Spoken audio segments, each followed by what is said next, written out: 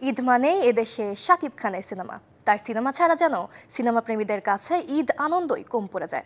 আর তাই এই মেগাস্টারের ছবি রেকর্ডের পর রেকর্ড করবে, সেটাই স্বাভাবিক। সিঙ্গেল স্ক্রিন ছাড়া শুধু মাল্টিপ্লেক্স থেকে সিনেমাটির মোট আয় 4,20,00,000 টাকা ছাড়িয়ে গেছে এক সপ্তাহে। ঈদে 6টি সিনেমা মুক্তি পেলেও তাণ্ডব ঝড় যেন থামছেই না।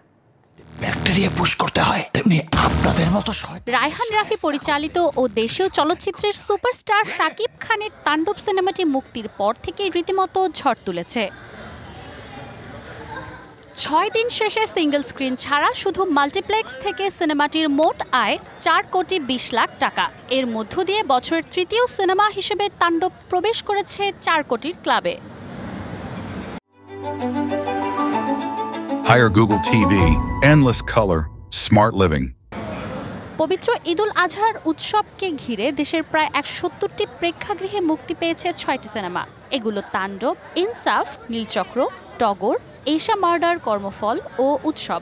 এর মধ্যে শাকিব খান অভিনীত তাণ্ডব সিনেমাটি রেকর্ড সংখ্যক 132টি প্রেক্ষাগৃহে মুক্তি পেয়েছে। প্রথম দিনে সিনেপ্লেক্সে 28টি শো ছিল তাণ্ডবের। সেখান থেকে আয় হয়েছিল 36,74,000 টাকা। প্রথমবারের মতো ক্যামিও রোলে বড় বড় তারকাকে এক স্ক্রিনে দেখে অভিভূত দর্শকরা। তাণ্ডব একটু বেশি হাইপ, অলরেডি একটা সং বের হয়ে গেছে, ওটার থেকে স্পেসিফিক্যালি আসা।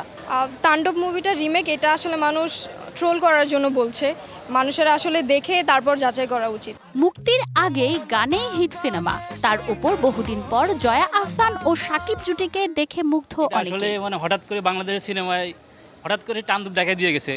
আমরা দ্বিতীয় পর্বের জন্য খুব অপেক্ষায় আছি আর কি। বলবাতে এক লুক ছিল, তাণ্ডবে আরেক লুক। সাকিব খান 25 বছর রাজত্ব করেছে, শুরুতে যা ছিল এখন তার থেকে বিয়ন্ড দ্য ডেসক্রিপশন। দুর্দান্ত সব মুভিগুলো করে আমরা যাতে একটু বিনোদনে থাকি। দেশের চলচ্চিত্রাঙ্গনে তাণ্ডব এক মাইল ফলক হতে যাচ্ছে, এমনটাই আশাবাদী সিনেমা প্রেমীরা।